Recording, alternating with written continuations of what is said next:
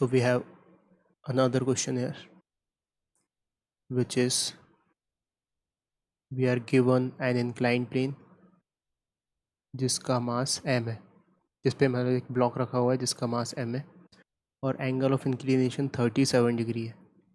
ठीक है, म्यू के इसका 0.8 है, म्यू एस 0.8 है और म्यू के 0.7 है। स्टैटिक फ्रिक्शन का कोफिशिएंट 0.8 है और काइनेटिक फ्रिक्शन का कोफिशिएंट 0.7 है। सो ये क्वेश्चन अपन कर चुके हैं, लेकिन इसमें मैं दूसरा पार्ट बताने वाला हूँ। So block is placed gently over the inclined plane, ठीक है। So find its acceleration. ये पहला पार्ट था क्वेश्चन का, इसका आंसर आ गया था 0। क्यों? क्योंकि स्टैटिक फ्रिक्शन को काउंटर नहीं कर पा रहा था। ठीक है, अब इसका दूसरा पार्ट बताने जा रहा हूँ मैं। सेम सिचुएशन है, लेकिन ब्लॉक शुरुआत में जेंटली प्लेस नहीं किया गया है, इनिशियली उसको कुछ वेलोसिटी दी गई है। So if object is given velocity in the downward direction, then find its acceleration।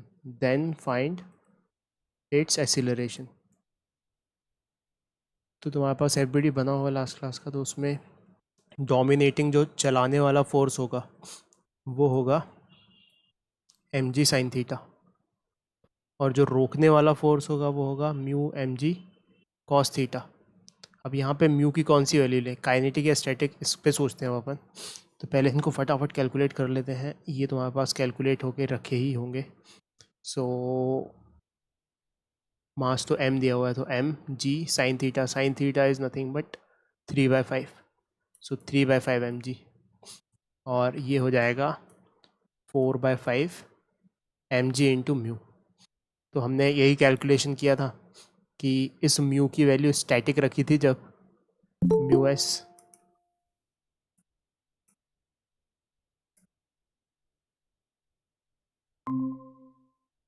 तो इसकी वैल्यू जब स्टैटिक रखी थी तो कितना आया था 0.8। सो 4/5 इंटू एम जी इंटू 0.8। तो इसकी वैल्यू कैलकुलेट करके आई थी अपने पास 4 8 से 32, और कितनी वैल्यू आ जाएगी इसकी 32 यानी कि 0.64 एम जी आ जाएगी। और इसको कैलकुलेट करते हैं अगर, तो ये कितना आता है 0.6 एम जी। ठीक है, तो ये तो म्यू एस रखा था भाई, म्यू के रखते तब क्या था, म्यू के रखते अपन 0.7, तो आती है 4/5 इंटू एम जी इंटू 0.7। तो 7 4 ज़ा 28, उसको डिवाइड कर दे तो वो आता 40.48 एम जी। 28 का डबल कितना होता है, 28 का डबल होता है 56, तो 0.56 आता है यहाँ पे। ठीक है, तो ये मैंने क्विक कैलकुलेशन करके तुम्हारे सामने पेश किया। लेकिन अब समझने वाली बात क्या है कि ये जो काउंटर करने वाला फोर्स है, जो खींचने वाला फोर्स है, इसको ये कितना है 0.6 एम जी। लेकिन स्टैटिक के केस में जब स्टैटिक फ्रिक्शन लग रहा है तब तो फ्रिक्शन की वैल्यू ज़्यादा आ रही है, मतलब ये स्लाइड डाउन नहीं हो पाएगा। Friction is sufficient here, friction is sufficient. लेकिन जब काइनेटिक फ्रिक्शन लग रहा है तब ये 0.6 से कम है। So here friction is insufficient.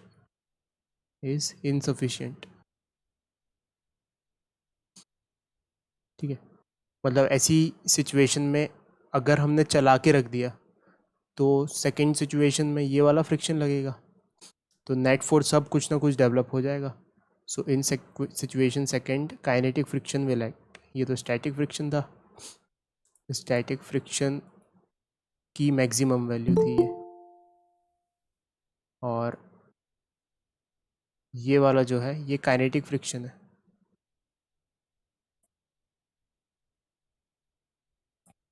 ठीक है, तो अभी हम काइनेटिक फ्रिक्शन वाले केस की बात कर रहे हैं, तो यहाँ पे कितना आया 0.6 mg, और काउंटर करने के लिए कितना आया 0.56 mg। सो नेट फोर्स कितना हुआ, F net is equals to 0.6 minus 0.56 mg, common आ गया, सो दैट इज़ 0.04 mg।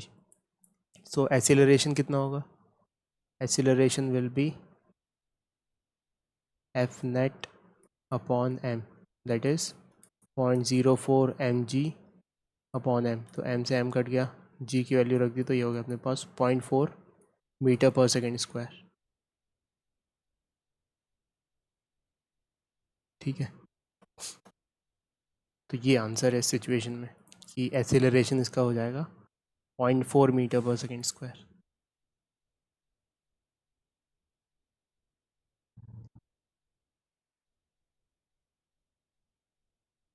अब नेक्स्ट क्वेश्चन पे पहुंच जाते हैं।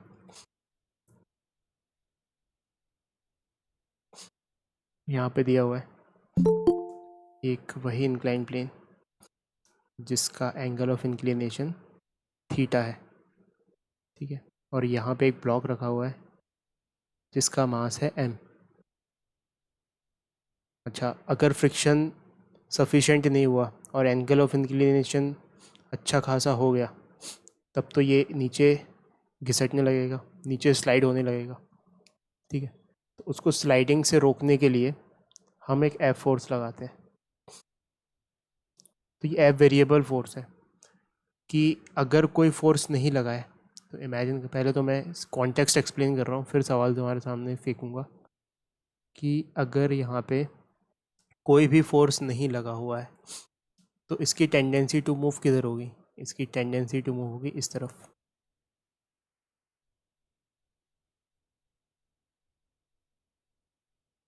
क्योंकि ग्रेविटी इसी तरफ है, ऊपर जाने की टेंडेंसी नहीं हो सकती ऐसी सिचुएशन में, ठीक है।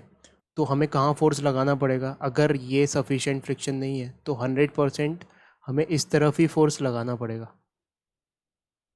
किसी के दिमाग में ऐसा तो नहीं आ रहा कि यहाँ फोर्स लगाएंगे रोकने के लिए, है ना, यहाँ तो नहीं लगाएंगे, किधर लगाएंगे, इस टेंडेंसी के अपोजिट डायरेक्शन में, तो वो फोर्स लगाया गया है।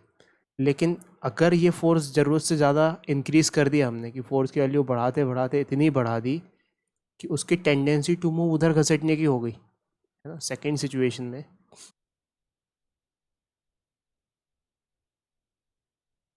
हमने यहाँ पे क्या किया, इस फोर्स की वैल्यू इतनी बढ़ा डाली कि इसकी टेंडेंसी टू मूव उस तरफ हो गई।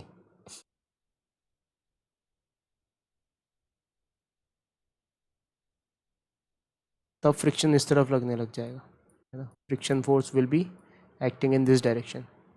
और जब टेंडेंसी इस तरफ है तब फ्रिक्शन फोर्स किस तरफ लगेगा, तब फ्रिक्शन फोर्स इस तरफ लगेगा।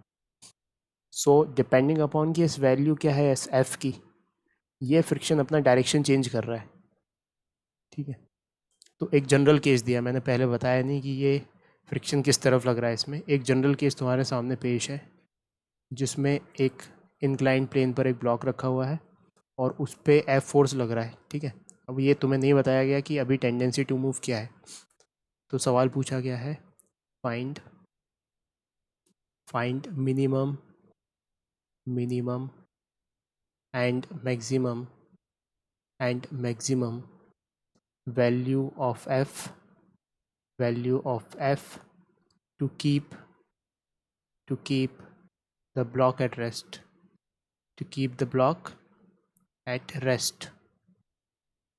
हमें f की मैक्सिमम और मिनिमम वैल्यू बतानी है कि ब्लॉक रेस्ट पे ही रखा रहे, ना वो स्लाइड हो ना वो ऊपर जाए, ना वो नीचे स्लाइड हो ना वो ऊपर स्लाइड हो, वही हो एग्जैक्टली वहीं के वहीं, उस कंडीशन में हमें f की वैल्यू बतानी है, मिनिमम और मैक्सिमम। तो सबसे पहले मिनिमम वाला केस निकालते हैं।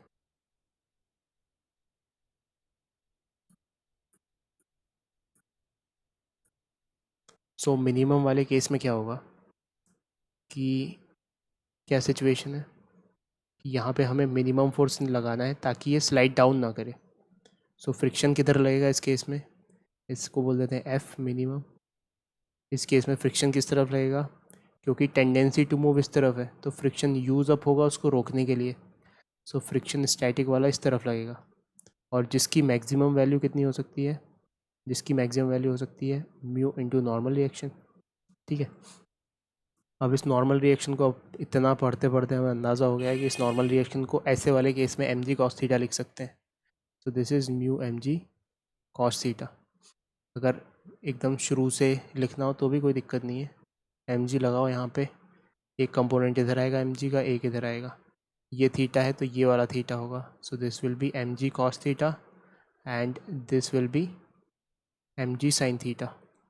और इसको बैलेंस कर रहा होगा नॉर्मल रिएक्शन, तो नॉर्मल रिएक्शन की वैल्यू आ गई एम जी कॉस थीटा। ठीक है, तो अब ऐसी वाली सिचुएशन में हमने लिख दिया यहाँ पे। अब नेट फोर्स बैलेंस करना है इस डायरेक्शन में, क्योंकि एक्सीलरेशन तो हो नहीं रहा है। So F net is zero. कौन से डायरेक्शन में? इस वाले डायरेक्शन में। तो ऊपर कौन कौन से फोर्स लग रहे हैं गौर से देखो। एक तो एफ मिनिमम लग रहा है और एक स्टैटिक फ्रिक्शन की मैक्सिमम वैल्यू लग रही है। और नीचे कौन लग रहा है? नीचे एम जी साइन थीटा लग रहा है। सो क्या लिखें यहाँ पे लिखें f minimum plus mu M g cos theta is equals to m g sine theta. ठीक है, सो एफ मिनिमम की क्या वैल्यू आ गई यहाँ से? F minimum is equals to m g sine theta minus mu M g cos theta. क्या ये एक्सप्लेनेशन समझ में आया?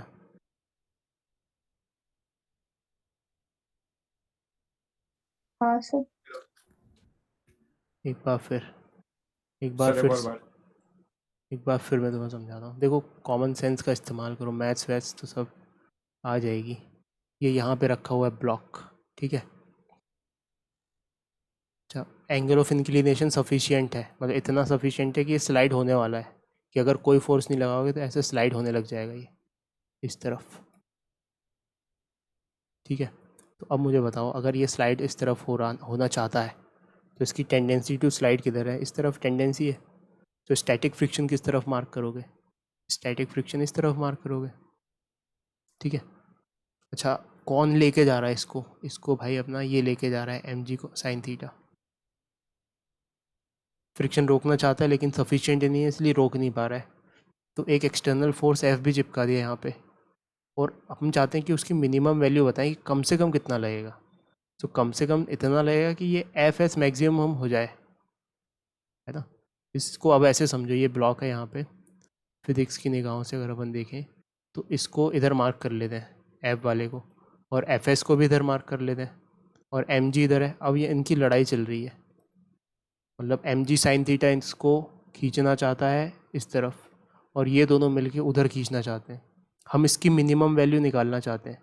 इसकी मिनिमम वैल्यू कब आएगी? जब ये एफ एस मैक्सिमम हो, है ना। ये तो फिक्स्ड वैल्यू है, ये फोर्स कभी चेंज नहीं हो सकता। ये वैल्यू चेंज हो सकती है क्योंकि ये हम अप्लाई कर रहे हैं, और फ्रिक्शन भी चेंज हो सकता है, फ्रिक्शन क्योंकि सेल्फ एडजस्टिंग फोर्स है, स्टैटिक फ्रिक्शन। सो इसकी मिनिमम वैल्यू कब निकलेगी? मान लो suppose two m g sine theta की वैल्यू आ गई 10 न्यूटन, तो अब मैक्सिमम इसका लगा देते हैं और फिर बचा हुआ इसका लगा देंगे, तो वही तो मिनिमम आएगा यहाँ पे। ये बात समझ में आ रही है? तो हम ऐसी सिचुएशन में क्या करेंगे, इसकी मैक्सिमम वैल्यू ले लेंगे, और इसकी मैक्सिमम वैल्यू क्या होती है? Mu into normal reaction. Normal reaction I hope सबको समझ में आ गया होगा, वो एम जी कॉस थीटा होगा इस सिचुएशन में। ठीक है, तो फिर हमने इसकी मैक्सिमम वैल्यू लेना उचित समझी कि हाँ भाई, इसकी जब मैक्सिमम वैल्यू आएगी तब इसकी मिनिमम वैल्यू आएगी। और अब ये रेस्ट पे है ऐसी सिचुएशन में, लिमिटिंग सिचुएशन में। सो ये दोनों फोर्स मिलके इसके बराबर होने चाहिए। So f minimum plus mu M g cos theta is equals to m g sine theta. ऊपर वाले फोर्स इज इक्वल्स टू नीचे वाला फोर्स। तो यहाँ से एफ मिनिमम की वैल्यू आ गई m g sine theta minus mu M g cos theta. आई बात समझ में ये? हाँ सर। है ना। तो सबसे पहले मतलब मैं स्टेप बाय स्टेप तुम्हें अनफोल्ड करने के लिए ऐसा इंस्ट्रक्शन या ऐसे गाइडलाइंस तुम्हें समझाना चाहता हूँ कि पहले तो प्रैक्टिकली विजुलाइज करो। पहले उलझो मत इसमें कि ये इधर लगेगा कि ये इधर लगेगा, ये इधर लगेगा। पहले तो इस ब्लॉक को रख दो और महसूस करो आराम से, मतलब भूल जाओ ये सब फोर्सेस वगैरह सब। अभी ये सब मत सोचो कौन किधर क्या कैसा।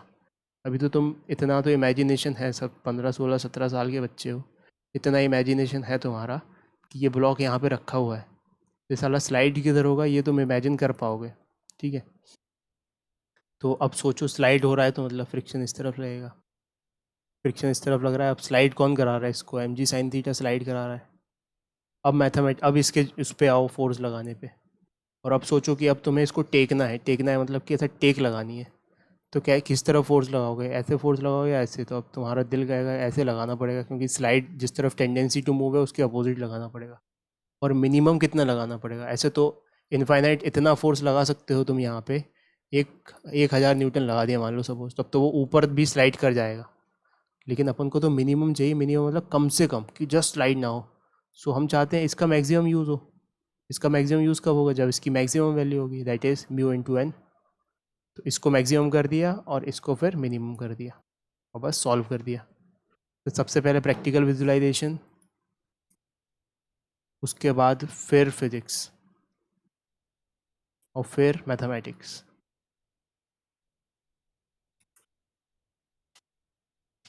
ठीक है, फिर आ जाते हैं अपन सेकेंड पार्ट ऑफ क्वेश्चन पे।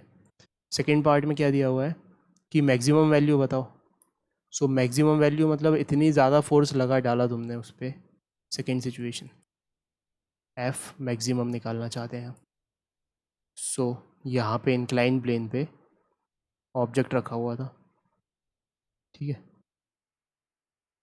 थीटा एंगल के इंक्लिनेशन पे, और तुमने इतना ज़्यादा फोर्स लगा दिया कि इतनी नौबत आ गई कि ऊपर ही स्लाइड होने के लिए उसकी टेंडेंसी हो गई। तो टेंडेंसी इस तरफ हो पड़ी, ठीक है। तो अब टेंडेंसी उस तरफ है तो स्टैटिक फ्रिक्शन किस तरफ लगेगा? स्टैटिक फ्रिक्शन इस तरफ लगेगा, एफ एस। और उसकी मैक्सिमम वैल्यू जब होगी तब इसकी मैक्सिमम वैल्यू होगी, क्योंकि अब एफ मैक्स यानी कि जो फ्रिक्शन, जो अप्लाइड फोर्स हम लगा रहे हैं, वो वाला अप्लाइड फोर्स और ये वाला फ्रिक्शन फोर्स एक दूसरे को अपोज कर रहे हैं, ठीक है। और एम जी साइन थीटा तो इधर लग ही रहा है, एम जी साइन थीटा तो एज इट इज़ है। तो अगर मैं इसका एफ फिर से बनाऊँ अच्छे से, तो अप्लाइड फोर्स तो इस तरफ लग रहा है, स्टैटिक फ्रिक्शन इस तरफ लग रहा है, और एम जी साइन थीटा भी फ्रिक्शन के डायरेक्शन में लग रहा है, एम जी साइन थीटा। सो अगर हम इस पे नेट फोर्स ज़ीरो रखना चाहते हैं, ठीक है, तो क्या लिखें? ये दोनों फोर्स जो नीचे वाले हैं that should be equals to ऊपर वाला force. So friction plus m g sine theta must be equals to applied force. अच्छा, मैक्सिमम वैल्यू निकालनी है। इसकी मैक्सिमम वैल्यू कब होगी? इसकी मैक्सिमम वैल्यू तब होगी ना जब इसकी मैक्सिमम वैल्यू हो जाए, ठीक है। तो इसकी मैक्सिमम वैल्यू क्या होगी? Mu into n, that is mu M g cos theta plus m g sine theta is equals to f maximum. तो ये आंसर आ गया इसका।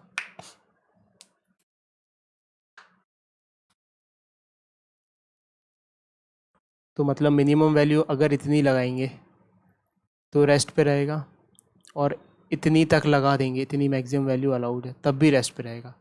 इससे कम लगाई अगर तो फिर स्लाइड हो जाएगा, और इससे ज़्यादा लगाया अगर तो फिर तब भी स्लाइड हो जाएगा।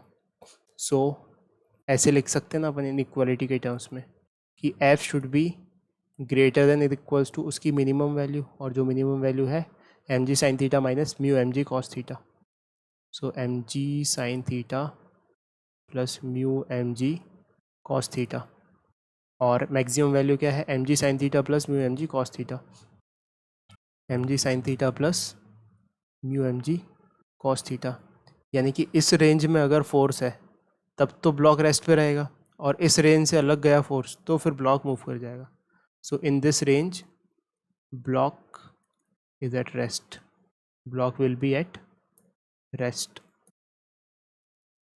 आ रही है ये बात समझ में आ रही है? हाँ सर।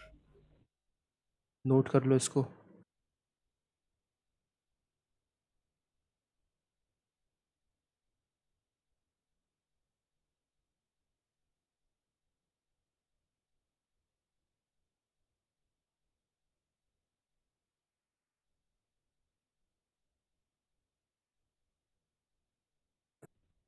हो गया सर।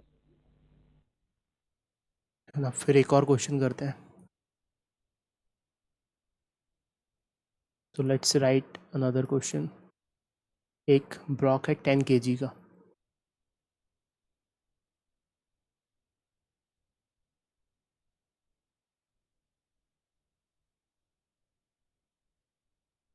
ठीक है। वो एक रफ सरफेस पे, हॉरिजॉन्टल सरफेस पे रखा हुआ है, जिसमें कोफिशिएंट ऑफ फ्रिक्शन 0.5 है, और उस पर 100 न्यूटन का फोर्स लगाया गया। ठीक है। सो फाइंड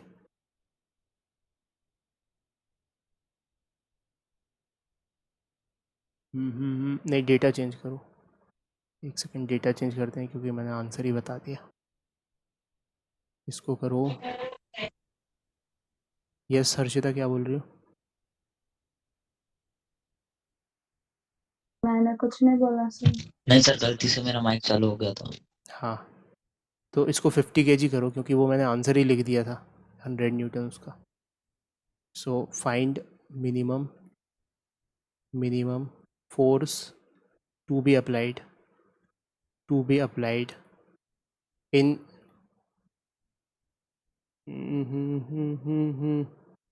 50 kg है ये, और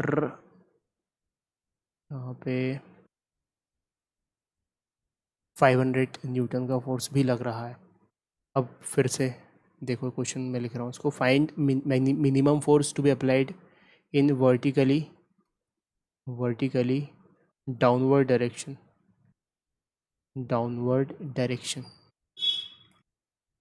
on the block for which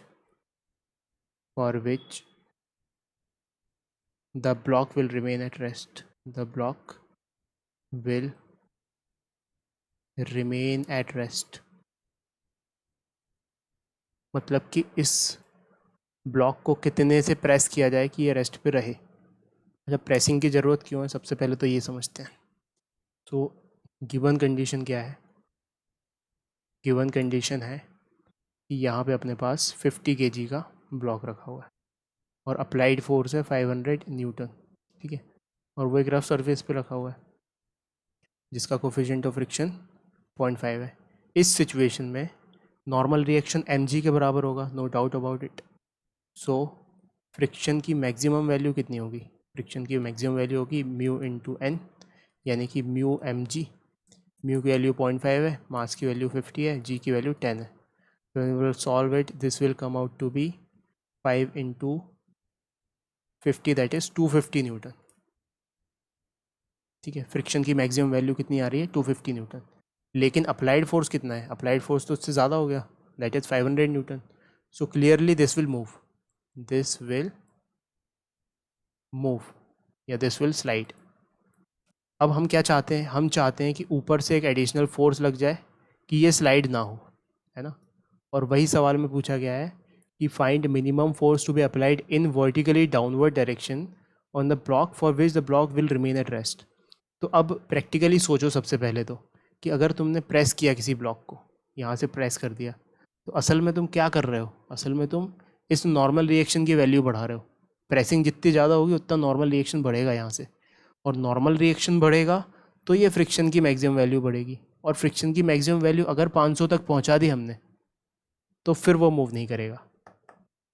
फिर से एक बार, नॉर्मल रिएक्शन क्या कर रहा, जो प्रेसिंग ऊपर से तुम अप्लाइड फोर्स कर रहे हो, वो क्या कर रहा है? वो कर रहा है इस नॉर्मल रिएक्शन को इंक्रीज़।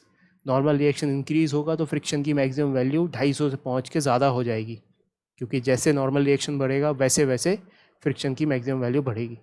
तो वही फोर्स अपन को निकालना है। तो हमने कहा चलो ठीक है। तो ये 50 kg नॉर्मल रिएक्शन ऊपर लग रहा है, यहाँ पे F लगा चिपका दिया हमने, और नीचे mg लग रहा है, और यहाँ पे 500 है। और लिमिटिंग केस में इस फ्रिक्शन की जो मैक्सिमम वैल्यू है वो 500 आ जानी चाहिए, तो फिर बात बन जाएगी। ठीक है। और फ्रिक्शन की मैक्सिमम वैल्यू क्या होती है? फ्रिक्शन की मैक्सिमम वैल्यू होती है mu into normal reaction. So that should be equals to 500। तो म्यू कितना है यहाँ पे? म्यू है 0.5, नॉर्मल रिएक्शन n है, और ये कितना है? 500। सो यहाँ से कैलकुलेट करोगे तो क्या आएगा? 500 डिवाइडेड बाय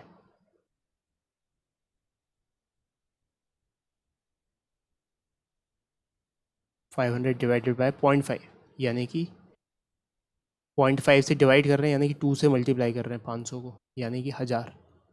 सो 1000 न्यूटन का फोर्स लग रहेगा इसमें, है ना। ये मैक्सिमम फ्रिक्शन की इतनी वैल्यू आनी चाहिए, मतलब मैक्सिमम फ्रिक्शन की 500 वैल्यू आनी चाहिए, उसके करस्पॉन्डिंगली नॉर्मल रिएक्शन की वैल्यू 1000 आनी चाहिए। तो इसका मतलब ये ऐसे बैलेंस होने चाहिए वर्टिकल फोर्स कि इस नॉर्मल की रिएक्शन की वैल्यू 1000 आ जाए।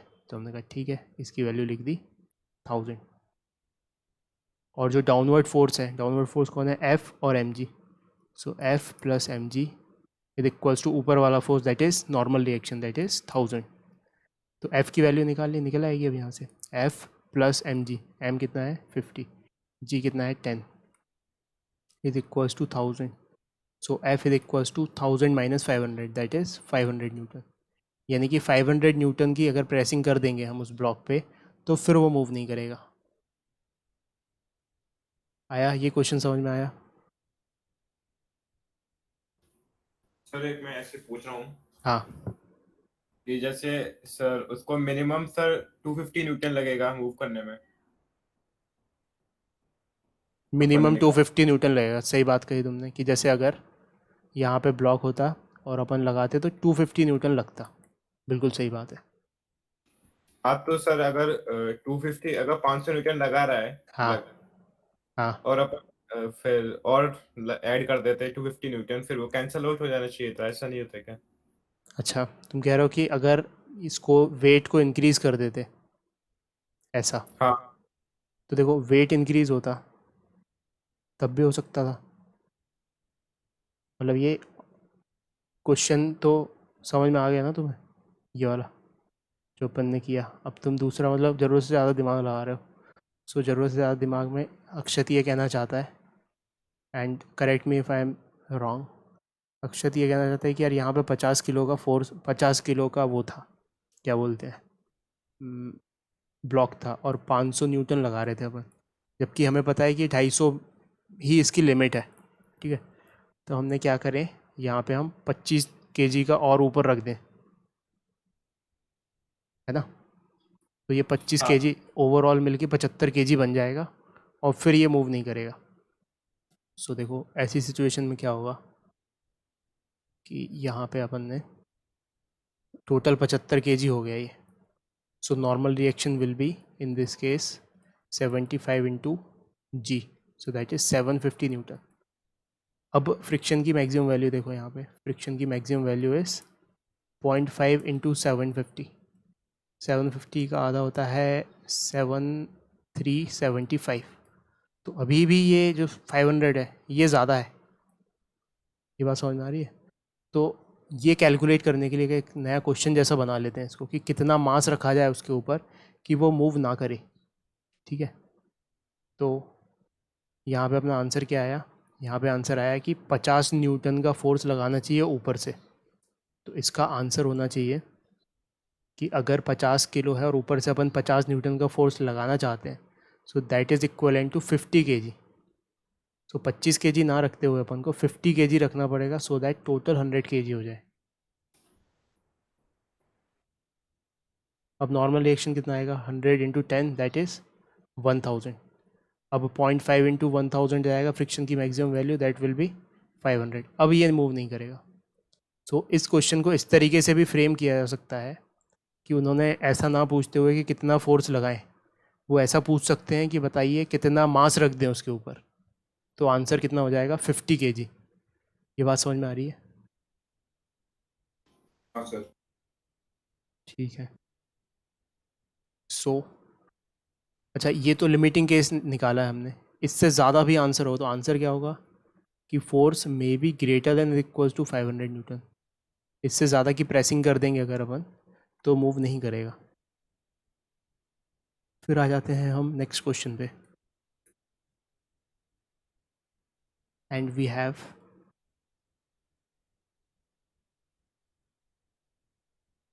अ pulley here and a block of mass m here, and from the other side another mass is hanging from it, है ना। लेकिन इस वाली सिचुएशन में ये वाला सरफेस रफ है, इसका कोफिशिएंट ऑफ फ्रिक्शन म्यू है। So find values of mu, find values of mu for which system can, for which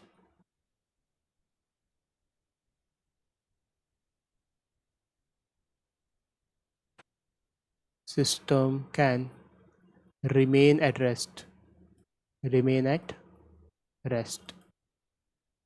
ये बताना है हमें। म्यू की वैल्यू बताइए कि भाई सिस्टम रेस्ट पे ही रहे। तो इसमें लगाओ यार, अब इतना तो करना पड़ेगा सबको। सो देखो यहाँ पे क्या सिचुएशन है। इस सिचुएशन में हमारे पास क्या है, एफबीडी बनाते हैं। अब क्या बोला गया है कि भाई ये रेस्ट पे रहे सब कुछ। सो यहाँ पे टेंशन टी है तो यहाँ भी टेंशन टी होगी। स्ट्रिंग एकदम मासलेस और इनएक्सटेंसिबल है, हर पॉइंट पे टेंशन टी होगी। So clearly m g must be equal to t, क्योंकि अगर इसका एफबीडी बनाएंगे सो एम जी टेंशन के बराबर होनी चाहिए। So m g equal to t, तो इसका मतलब इसको खींचने वाला फोर्स कौन है, एम जी, क्योंकि टेंशन एम जी के बराबर है। और रोकने वाला फोर्स मैक्सिमम क्या हो सकता है, फ्रिक्शन। उसकी मैक्सिमम वैल्यू क्या होती है, mu into normal reaction. So mu into normal reaction इस सरफेसेस के बीच में, that will be m g in this case. So mu M g should be equal to m g, है ना। तो mu M g should be greater than m g, तो move नहीं करेगा। ये वाला फोर्स अगर इससे बड़ा हो गया तो मूव नहीं करेगा ये। तो बस mu should be greater than 1, m g cut गया दोनों साइड से। इक्वल टू में भी नहीं, जस्ट स्लाइड होने के वर्ज पे होगा, मूव नहीं करेगा। तो mu is greater than is equals to 1, ये आंसर है इसका।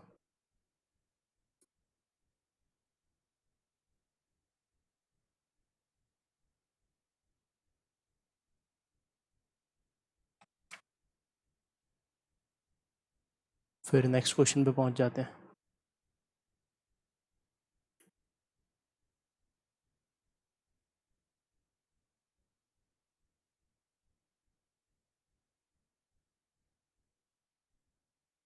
ठीक है, एक टेबल का टॉप है, ये टॉप व्यू देख रहे हैं अपन टेबल की, and this is the top view.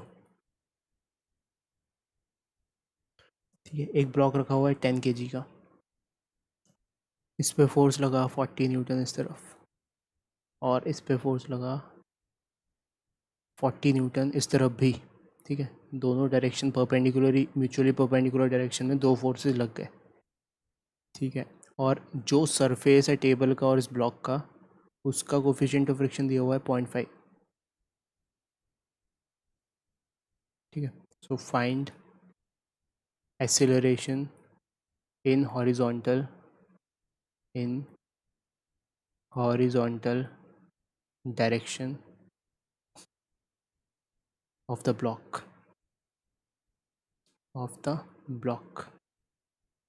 Block का एक्सेलरेशन हमें बताना है। ठीक है, फोर्सेस जो हैं वो हॉरिजॉन्टल डायरेक्शन में, forces are in horizontal direction, forces are in horizontal direction.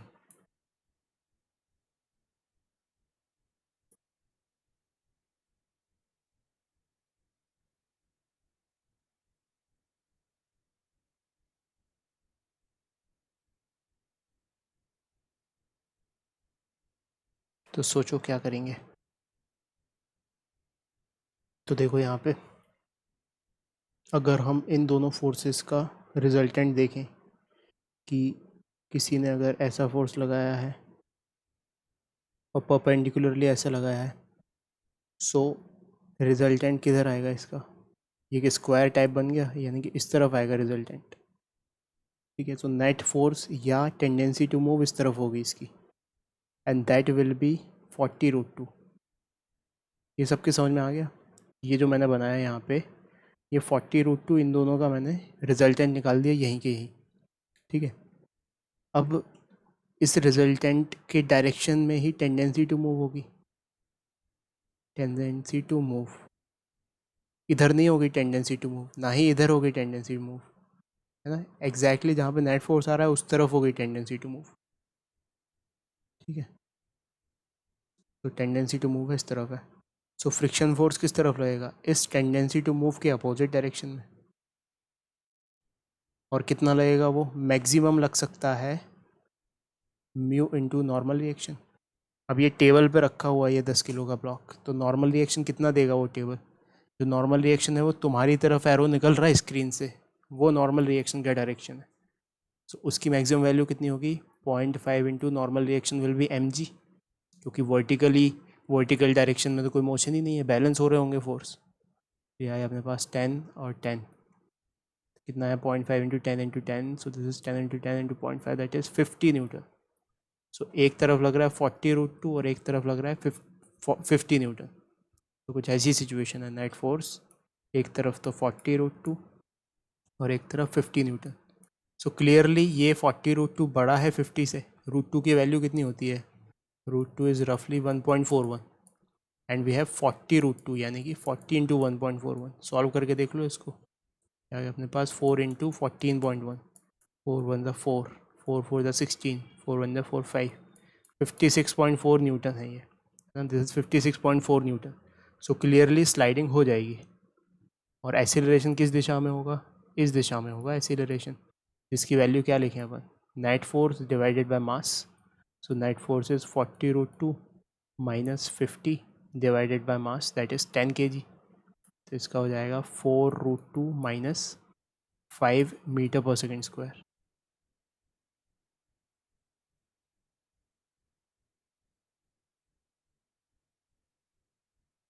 आ रहा है ये बात समझ में, ये आंसर हो जाएगा इसका। 3 डायमेंशनल विजुअलाइजेशन है और कुछ नहीं। This question checks your visualisation को चेक कर रहा है जस्ट ये। फिर नेक्स्ट क्वेश्चन की तरफ बढ़ते हैं। अब तो ये तो करना ही पड़ेगा सबको। एक दीवार है,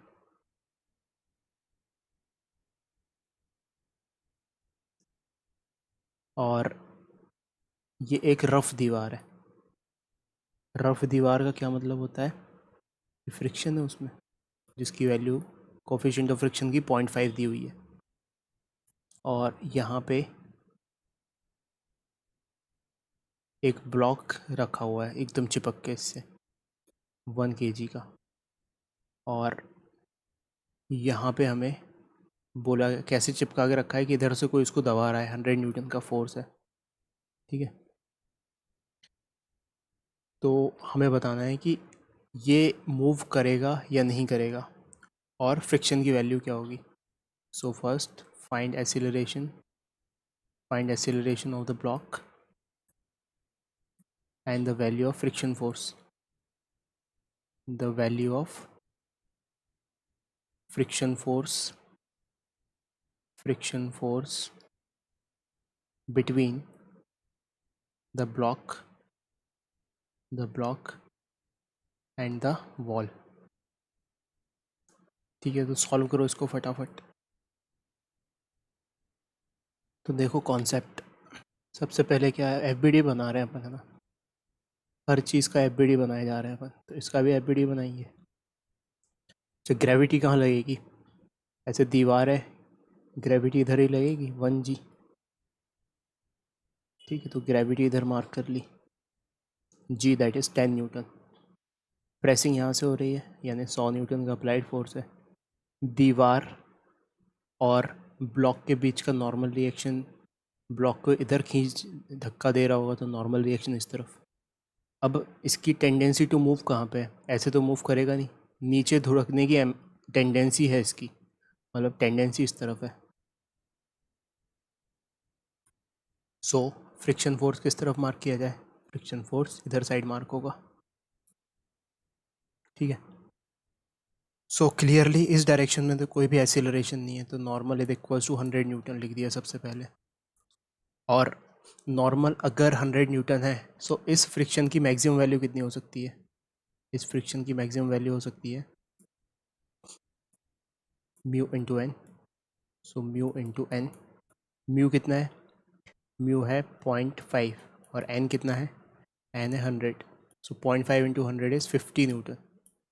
ठीक है, तो ये मैक्सिमम 50 न्यूटन दे सकता है, खींचने वाला फोर्स तो 10 ही न्यूटन है, तो मतलब मैक्सिमम पहुंच ही नहीं रहा होगा ये, है ना। अपोजिंग फोर्स अगर 50 से ज़्यादा होता तब मैक्सिमम पहुंचता ये, यानी कि फ्रिक्शन की वैल्यू यहाँ पे कितनी होगी, यहाँ पे होगी मात्र 10 न्यूटन, और एसिलरेशन कितना होगा, 0। सो फर्स्ट का आंसर है एसिलरेशन इज़ 0, एंड सेकेंड का आंसर है फ्रिक्शन इज़ 10 न्यूटन। अब 5 कहाँ से आ रहा आंसर, ये तो मतलब मैं सोच भी नहीं सकता, क्योंकि अगर मान लो गलती से तुमने 50 माइनस 10 करते यहाँ पे तो 4 आता उसमें, 5 कहाँ से आ रहा तुम्हारा आंसर। सर उसने शायद 50 न्यूटन को 10 से डिवाइड कर दिया होगा। सही में ऐसा किया तो फिर तो ये पाप हो गया, बहुत बड़ा पाप कर दिया ये तो। देखो अटेंटिवली पूरा ये जो मैकेनिक्स है पूरा अटेंशन पे बिल्ड है, मतलब ये फिज़िकल अटेंशन वाला नहीं, दिमाग का अटेंशन। कल तुम सर्जरी करोगे, डॉक्टर बनोगे, कहीं इंजीनियर बनोगे, तो कहीं की कैंची, कहीं का टूल किसी में का गलत का सलत ना लगा दो कहीं, तो तुम्हें अटेंटिव रहना पड़ेगा, तो इसलिए तुम्हारा अटेंशन बिल्ड हो रहा है यहाँ पे। तो फूक फूक के करो, उड़ो मत इसको, है ना। एक एक स्टेप बाय स्टेप सारी चीज़ें करो तो सही होंगी। अपन ज़रूरत से ज़्यादा जितना एग्ज़ामिनेशन में लेवल आता है क्वेश्चंस का उससे ज़्यादा लेवल कर रहे हैं, तो मानता हूँ मैं कि थोड़ा सा रफ है, लेकिन ये तुम्हारे अटेंशन को बिल्ड करने के लिए। ऐसा ना करो 50 कुछ, ये 50 दिख गया तो डिवाइड कर दिया इसको 5 से, सोचो तो क्यों कर रहे हो 5 से डिवाइड कर, मतलब अपना एम मत भूलो कि करना क्या है। एफबीडी बनाना एम नहीं है, एफबीडी के थ्रू समझना है हमें कि एक्सेलरेशन क्या होगा। ठीक है,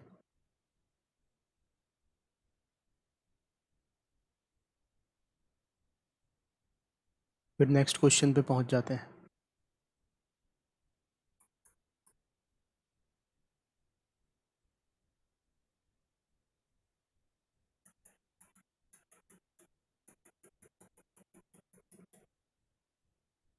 एक बहुत बड़ा ब्लॉक है और उससे चिपका के हमने एक छोटा सा ब्लॉक रखा हुआ है,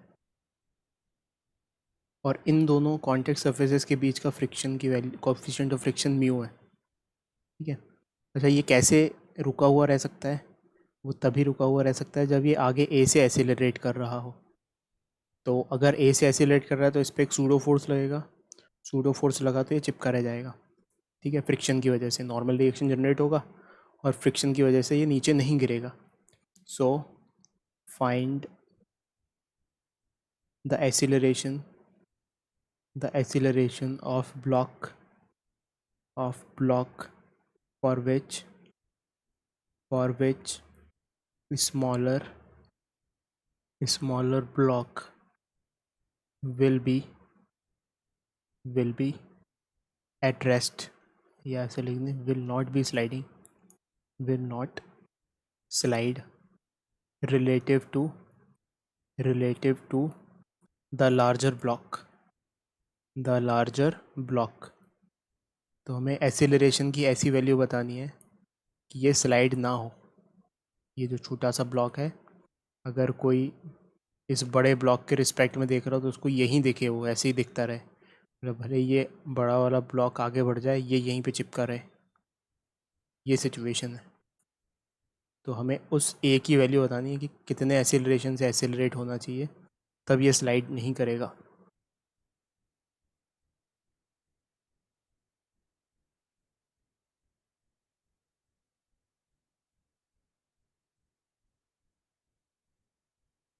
तो देखो यहाँ पे क्या कहा गया है कि इस बड़े ब्लॉक के रिस्पेक्ट में ये रेस्ट पे रहना चाहिए। सो हम एक काम करते हैं, with respect to this larger block इसका एबीडी बनाते हैं। तो with respect to larger block, यानी कि यहाँ पे बैठ के हम इसका एबीडी बना रहे हैं। तो अगर हम इस पे बैठ के एबीडी बना रहे हैं तो हम खुद भी एक्सीलरेटिंग फ्रेम में, यानी कि न्यूटन्स लॉज ऑफ मोशन को मॉडिफाई करने के लिए हमें एक सूडो फोर्स लगाना पड़ेगा। ठीक है, और किस दिशा में लगाना पड़ेगा, जिस डायरेक्शन में एक्सेलरेशन है उसके अपोजिट डायरेक्शन में, और कितने मैग्नीट्यूड का लगाना पड़ेगा, जो मास है उस ब्लॉक का, इनटू दैट एक्सेलरेशन। तो एक सूडो फोर्स लगा दिया ऐसे, ठीक है। अब नॉर्मल रिएक्शन कहाँ लगेगा? नॉर्मल रिएक्शन ये जो ब्लॉक है बड़ा वाला, वो इसको इधर धका रहा होगा, तो नॉर्मल इस तरफ लगेगा, ठीक है। mg किधर लगेगा? नीचे लगेगा, क्योंकि धरती नीचे है, और टेंडेंसी टू मूव इसकी किधर होगी? स्लाइडिंग की टेंडेंसी नीचे होगी, सो फ्रिक्शन फोर्स ऊपर लगेगा, ठीक है। और उसकी मैक्सिमम वैल्यू क्या हो पाएगी? उसकी मैक्सिमम वैल्यू हो पाएगी म्यू इंटू नॉर्मल रिएक्शन। इस डायरेक्शन में तो कोई एक्सीलरेशन नहीं है, so clearly normal is equals to m a. So इसकी मैक्सिमम वैल्यू क्या लिख देंगे? म्यू इंटू एम ए, ठीक है। अब अगर इसको स्लाइड नहीं करना है, ठीक है, सो ये जो मैक्सिमम वैल्यू है फ्रिक्शन की, वो इससे ज़्यादा होनी चाहिए। सो if it is not sliding, then mu ma should be greater than or equals to mg. Mu mg should be greater than, sorry, mu ma, this should be greater than or equals to mg. So m से m cut गया, so mu should be greater than or equals to g by a. तो ये answer हो जाएगा। Coefficient of friction g by a से बड़ा होना चाहिए, तभी वो रेस्ट पे रहेगा, अदरवाइज गिर जाएगा। नहीं, हमसे क्या पूछा गया था? हमसे पूछा था find the acceleration of the, a के बारे में जिक्र करना है, म्यू के बारे में, म्यू तो गिवन है, सो ए के बारे में जिक्र करना है। सो ए के बारे में जिक्र कर देते हैं। ए इज जी बाय म्यू से बड़ा होना चाहिए, तब नहीं गिरेगा ये, अदरवाइज गिर जाएगा। कुछ नहीं, म्यू को उठा के इधर लेके गए। ये समझ में आ रहा है?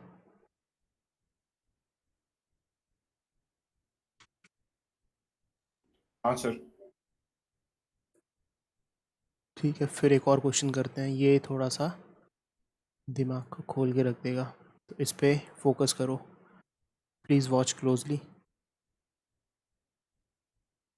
अच्छा, जब हमने किसी ऑब्जेक्ट को प्रेस किया था तो नॉर्मल रिएक्शन बढ़ा था, अगर किसी को ऊपर पुल कर दें तो फिर नॉर्मल रिएक्शन घटेगा। ये इंट्यूटिवली बहुत सारे लोग सोच पा रहे होंगे कि अगर हमने किसी को प्रेस किया है तो ये नॉर्मल रिएक्शन जो है ये बढ़ जाता है, ठीक है। लेकिन अगर किसी को हमने थोड़ा सा उठाने की कोशिश की तो नॉर्मल रिएक्शन कम हो जाता है। इंट्यूटिवली सोच पा रहे होगे ये बात तो। सो इसी प्रिंसिपल पे ये नेक्स्ट क्वेश्चन बेस्ड है कि यहाँ पे क्या सिचुएशन है, एक ब्लॉक रखा हुआ है धरती पे, और ये धरती का सरफेस जो कांटेक्ट में है वो रफ़ है इससे, और उस कोफिशिएंट ऑफ फ्रिक्शन 0.5 है। ब्लॉक का वहाँ से 10 kg और F लग रहा है यहाँ पे, ठीक है। और F का जो डायरेक्शन है वो 37 डिग्री पे है हॉरिजॉन्टल के साथ। सो F की वैल्यू को धीरे धीरे इंक्रीज़ किया गया। सो F is gradually increased from zero से ग्रेजुअली इंक्रीज़ किया गया। सो determine whether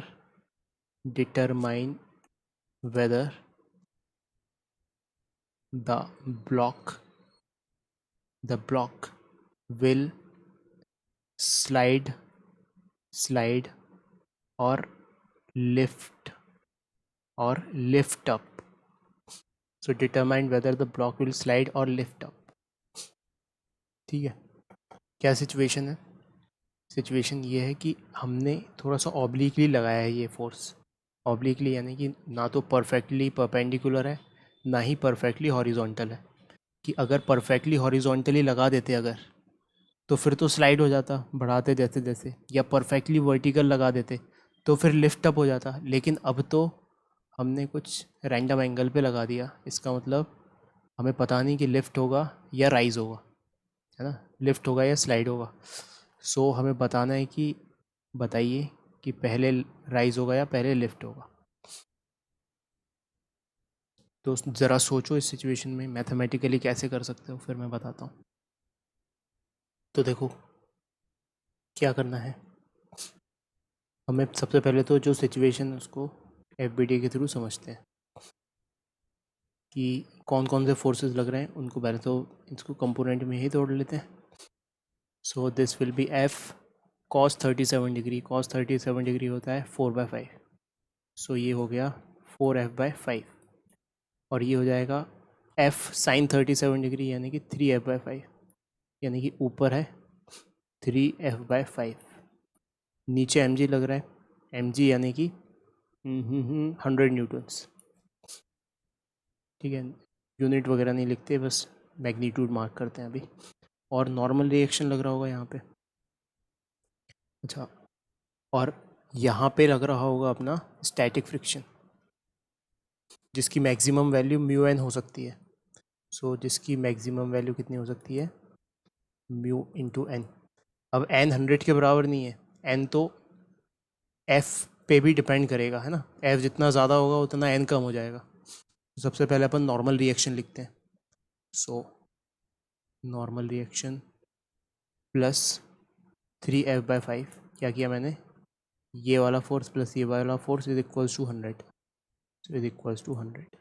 सो नॉर्मल रिएक्शन क्या आया, 3F/5.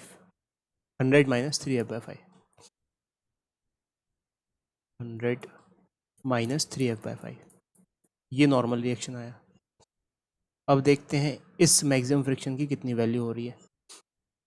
ठीक है, so Fs maximum is equals to 4F अभी mu n, mu into n. So अब एन को क्या लिख सकते हैं, ये इतनी बड़ी चीज़. सो दैट इज़ म्यू की वैल्यू दी है 0.5. Normal reaction is 100 minus 3F/5. कुछ भूलना मत, है ना. कैलकुलेशन में उलझ के कुछ भूलना मत. अभी तो जस्ट अपन लिख रहे हैं, अभी कोई कंक्लूजन नहीं है. एज इट इज़ जो लिखते बन रहा है वो लिख दे रहे हैं. इसीलिए लिख रहा हूँ मैं ताकि तुम्हें मैथमेटिक्स इसका समझ में आ जाए अच्छे से.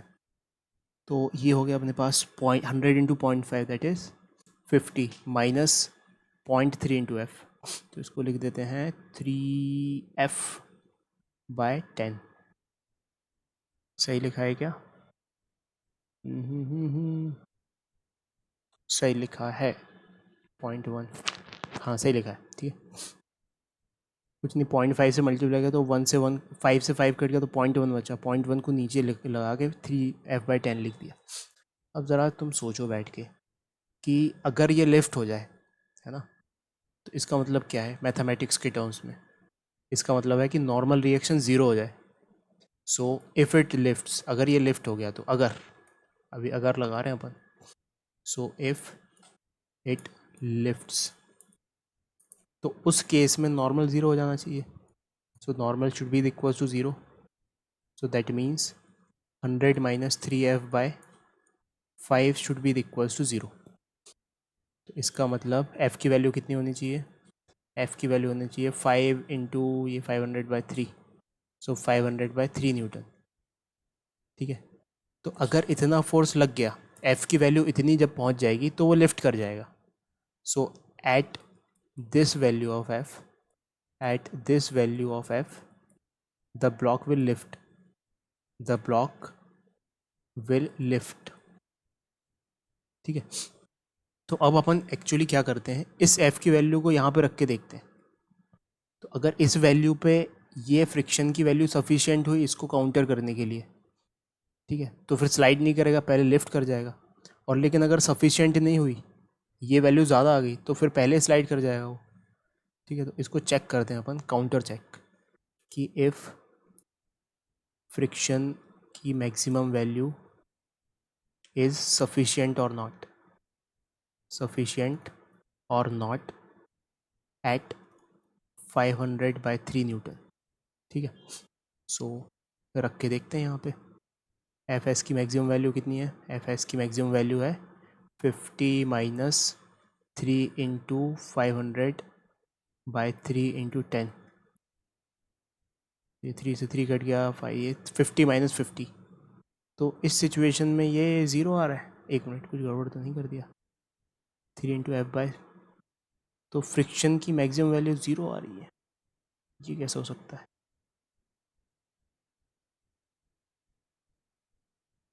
अच्छा, आनी भी चाहिए इस सिचुएशन में, आनी भी चाहिए। क्यों? क्योंकि नॉर्मल तो ज़ीरो हो गया है, ठीक है। तो इस सिचुएशन में तो फ्रिक्शन ज़ीरो है क्योंकि नॉर्मल ज़ीरो है, तो आनी भी चाहिए। तो ये लेकिन अपने कोई यूज़फुल इन्फॉर्मेशन नहीं है, ठीक है। तो ये तो एडिशनली एक्स्ट्रा काम हो गया। हमें तो सिंपली क्या करना है, हमें तो ये देखना है कि कितना ये एफ हो जाए, ये वाली चीज़, कि ये स्लाइड हो जाए। तो अगर ये स्लाइड हो रहा है तो this force must be equals to ये वाला फोर्स, है ना।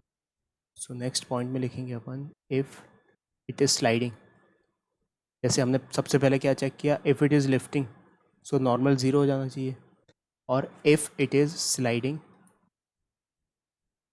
देन ये वाला फोर्स जो है हॉरिजॉन्टल डायरेक्शन में 4F/5 should be equals to mu N, जिसकी वैल्यू अपन ने यहाँ पे कैलकुलेट की है 50 माइनस 3F/10। सो 4F/5 should be greater than और equals to 50 minus 3F/10, 3F/10। इसको रीअरेंज करके f की वैल्यू देखते हैं। तो ये इस तरफ गया तो पॉजिटिव में आ गया, 4F/5 plus 3F/10 should be greater than equals to 50। Solve किया, फिर इसको LCM लिया तो यहाँ पे 8 आया। तो ये आया अपने पास 11F/8 प्लस 3 11, और यहाँ पे आ गया 10 is greater than equals to 50। So F must be greater than equals to 500/11 newton, तो स्लाइड कर जाएगा, ठीक है। अगर F की वैल्यू 500/11 से बड़ी हुई तो स्लाइड कर जाएगा। अच्छा, लिफ्ट कब कर रहा है? जब 500/3 हो। ज़्यादा बड़ी वैल्यू कौन सी है? ये वाली वैल्यू ज़्यादा बड़ी है। जैसे अगर मैं F का ग्राफ प्लॉट करूं तो F की वैल्यू को हम ग्रेजुअली बढ़ा रहे हैं। सो दिस इज़ वक्त के साथ F बढ़ रहा है, ठीक है। तो वो 0 पे था शुरुआत में, फिर पहुंचते पहुंचते कहीं पे पहुंचेगा और 500/11 पे पहुंचेगा। सो ये 500/11 पे पहुंचेगा कभी ना कभी, और फिर कभी ना कभी 500/3 पर भी पहुंचेगा। 500/3 बड़ा है या 500/11 बड़ा है? 500/3 बड़ा है।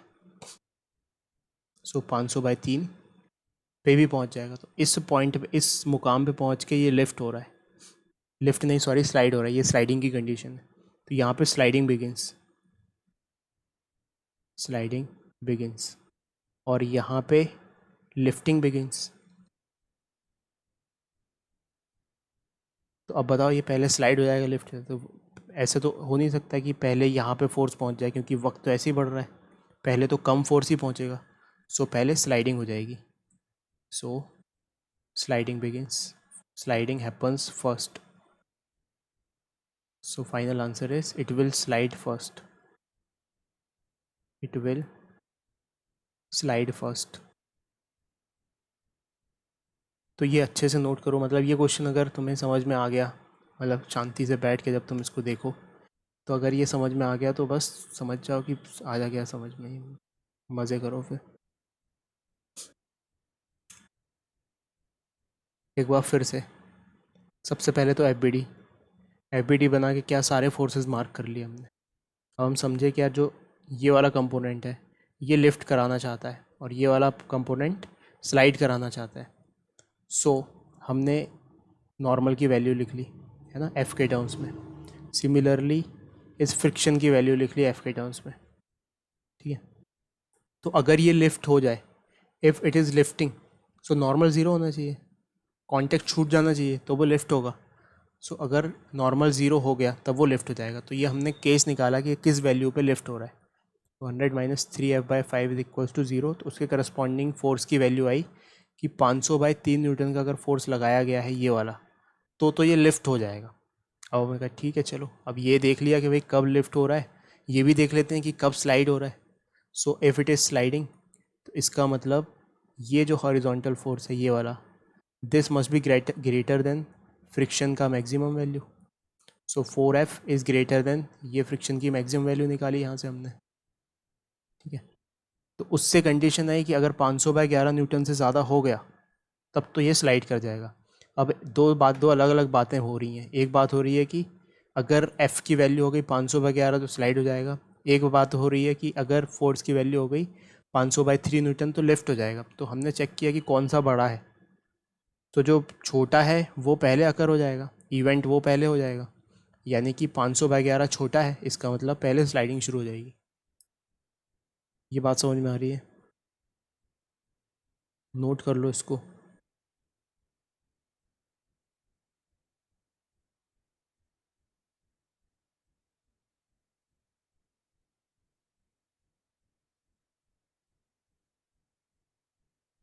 तो अब इसके बेसिस पे एक और क्वेश्चन ऐसा ही,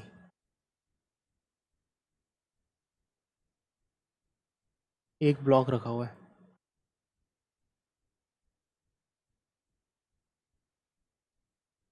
रफ सरफेस पे, जिसका कोफिशिएंट ऑफ फ्रिक्शन म्यू है और इसका मास m है। सो हम किसी भी डायरेक्शन में फोर्स लगा सकते हैं इस ब्लॉक पे, we have no restriction. So find the minimum force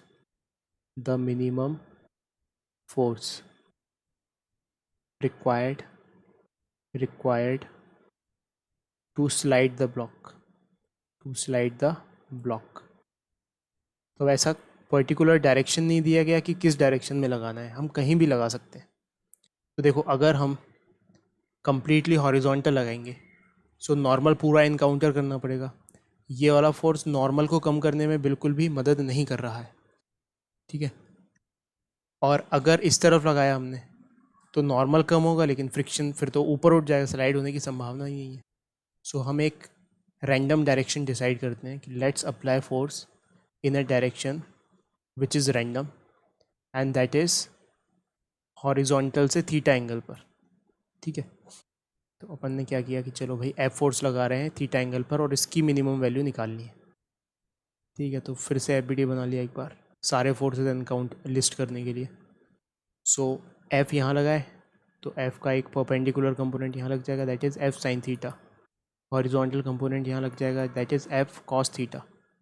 नीचे लग जाएगा एम जी, और क्योंकि इसकी टेंडेंसी टू मूव इस तरफ है, फ्रिक्शन इस तरफ लगेगा, जिसकी मैक्सिमम वैल्यू म्यू एन हो सकती है, ठीक है।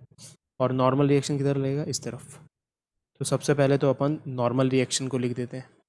सो upward force that is f sine theta and normal reaction should be equal to downward force, क्योंकि वर्टिकल डायरेक्शन में कोई एक्सीलरेशन नहीं है। So f sine theta plus normal reaction is equal to m g. So normal reaction कितना आ गया यहाँ से, एम जी माइनस एफ साइन थीटा, ठीक है। सो इस फ्रिक्शन की मैक्सिमम वैल्यू कितनी आएगी, mu into normal reaction is M ji minus F sine theta, ठीक है। अब ये कब स्लाइड होगा, जब ये वाला फोर्स इस वाले फोर्स को काउंटर कर जाए। सो sliding will occur when f cos theta is greater than or equals to mu m g minus F sine theta. अब बस इसको सॉल्व करना है, ठीक है। इस इक्वेशन को सॉल्व करना है तो f के लिए अपना आंसर निकल के आएगा। So let's solve it. f cos theta is greater than or equals to mu M ji minus mu F sine theta, ठीक है। फिर f को एक तरफ क्लब करना है क्योंकि हमें f के लिए कंडीशन चाहिए। सो ये वाली एक्सप्रेशन इस तरफ आ जाएगा। So f cos theta plus f common आ गया, cos theta plus mu sine theta is greater than equals to mu M g. That implies that f is greater than equals to mu M G upon cos theta plus mu sine theta. यानी कि अगर इसकी value इससे ज़्यादा हो गई, ठीक है, f की वैल्यू इससे ज़्यादा हो गई, तब तो वो स्लाइड कर जाएगा। सो मिनिमम कितना फोर्स चाहिए, इतना ही चाहिए। तो answer is f minimum is mu M G upon cos theta plus mu sine theta. समझ में आ रही है ये सिचुएशन हाँ सर। ना? एकदम ऊपर वाले क्वेश्चन की तरह ही है, बस ऊपर वाले क्वेश्चन में क्या अपन को डायरेक्शन फिक्स करके दे दिया था थीटा, यहाँ पे थीटा फिक्स नहीं किया है ना। थीटा के टर्म्स में हमें बताना है कि भाई इतना लग जाएगा।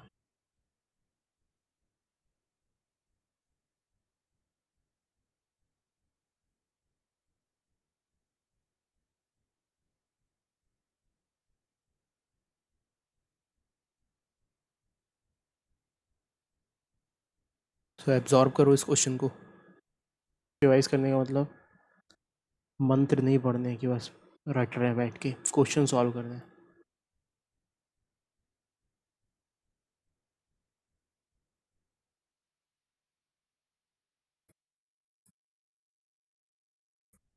एक भी क्वेश्चन में अगर डाउट तुम्हें जनरेट हो रहा है कि नोट्स में कैसे क्वेश्चन हो गया इधर से उधर, तो तुम्हें चैन से नहीं बैठना है, ठीक है।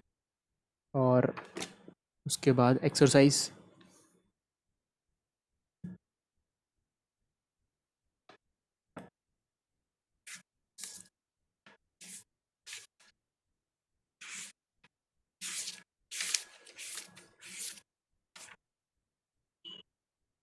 8.5 तक हो गई थी।